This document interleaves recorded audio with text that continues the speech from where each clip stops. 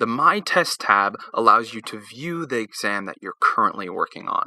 You'll see first on the left-hand side that we have our navigator, which gives us an overview of our sections and the question content. We can click on any one of these sections or questions to quickly jump to that question. This navigator will follow you as you move around the page, so there's always an easy way to get to where you're going in your current exam. In addition to navigating through your questions, you may also reorder them by clicking and dragging them around your exam. This quickly allows you to arrange your exam and the content in whatever way that you like. You can also do this with sections. To add a new section, click New, and then click New Section. I'll give a name for my section, and also write a quick set of instructions for this section. When you're all done, you can hit Cancel to void your changes, or hit Save to add your section to the exam. Now, you'll see that the section actually shows up at the very bottom of my exam. If we click on it, we'll see that there is nothing happening under the section. You'll also notice that this purple bar appears, which allows you to edit the section or remove the section. Now, I'd like to add content to my section. To do so, I can click and drag and put my section where I'd like it to be, and all the questions currently below that section will appear. Or, if I move it back, I can click and drag individual questions and put them below my section. This will also add them to the section. Now, if I scroll down, I can see that these questions have been added to the section. Next, I'd like to talk about the Remove button. The Remove button allows you to remove anything that's currently selected in your navigation tree on the left. So, if I select a few questions or a few sections and then hit Remove, they're gone instantly. Next, I'd like to talk about points. If I click Points, I'll get an overview of the current point assignment that's been given to my exam. To change this, I can click on any of the numbers, either under Total Points, or Main Section, or even individual questions, and give them different assignments. As I do that, all numbers will change dynamically throughout the rest of my exam. If I click on a question, I'll get this purple bar that shows up below, similar to when I had clicked on a section.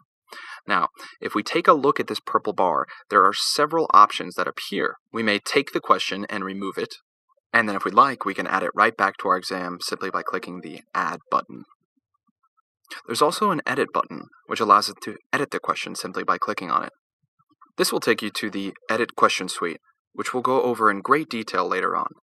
For now, I'm going to hit Cancel so that we can go back to the exam view. Alright, moving forward with our purple bar, the next option that we have is Info. Info gives us some detailed information on this question: the ID number, subject, classification, thinking skills, difficulty, and question origin. This can be very handy.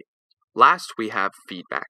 If I click on Feedback, I'll be given a dialog that allows me to leave feedback on the current question that I'm working with. Simply hit Send to submit. I'll hit Cancel for now. Now, we've gone through the My Test tab. Now let's take a look over the Browse tab. The Browse tab allows you to quickly and simply navigate through Eduware's question database. You can filter and then navigate from these larger categories down to more advanced categories. For instance, click on a broad category like Introduction to Living Environment.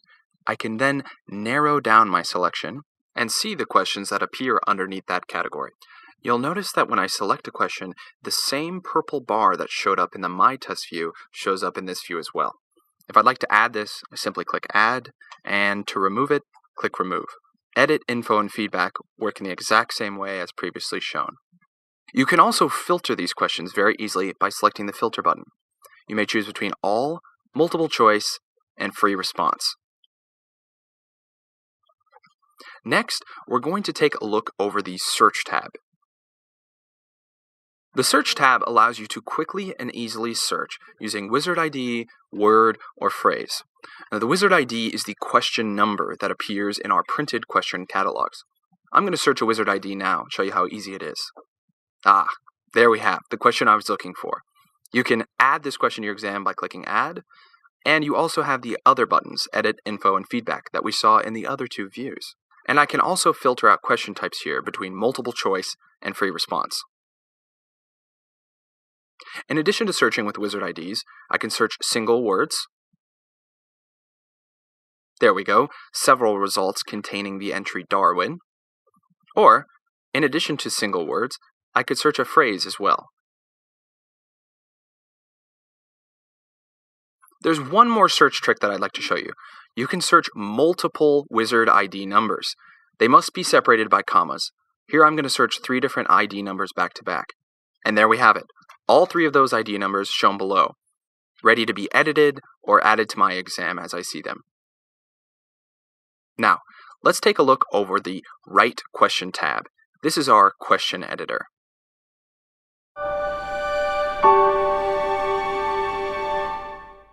Here we have our question editor. This is a fully featured suite that allows you to edit questions and change any property you'd like to.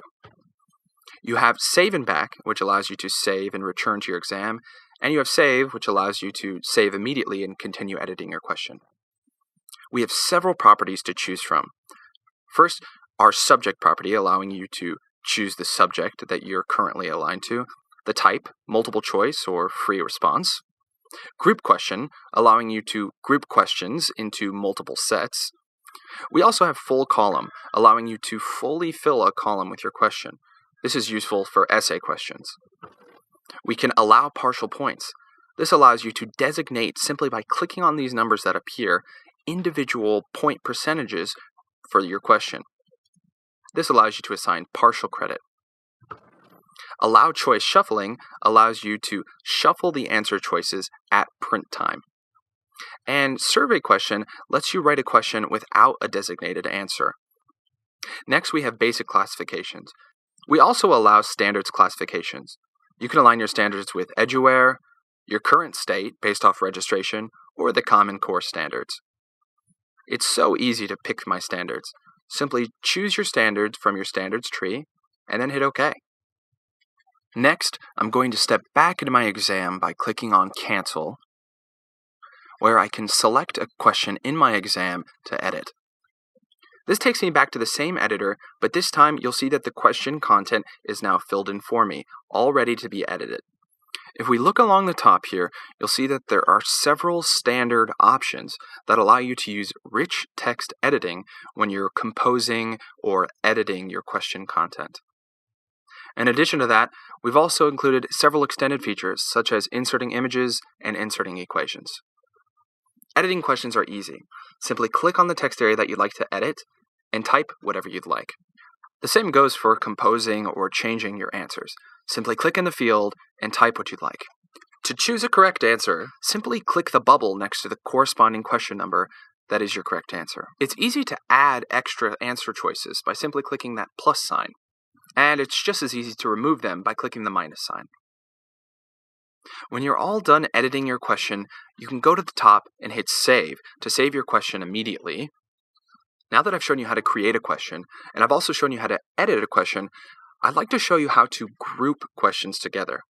To do so, I'm going to select one of the questions below and create a group question out of it. To get started, simply click Edit to create a group question out of this. This takes you to our question editor. From here, along the properties side, I can select Group Question, Yes. You'll see now that this description area pops up on the right. Base your answers to questions blank through blank on blank. You're going to want to finish the rest of that sentence down here below. I'm going to do that right now. Once you've set up your first group question, all you need to do at this point is save and return back to your exam. I'm going to select Overwrite this question, and then save. Now, let's go back down through the list and take a look at this question. You'll see a new option has shown up, the Group Question option. I'm going to click that Group Question option now and see what it says. It offers me 2 choices, browse all questions in the group, which there are currently none, or create question for group. That's what I want to do, so I'm going to hit that. That takes us to our question editor, where I can create a new question to add to this group. I'm going to write that question now and skip ahead when I'm done. Okay, I've got my question created here.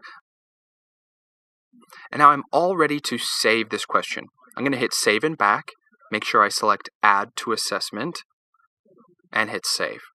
Now, let's scroll down to where that group question was. This looks great. Everything looks great here. So that's how you work with group questions.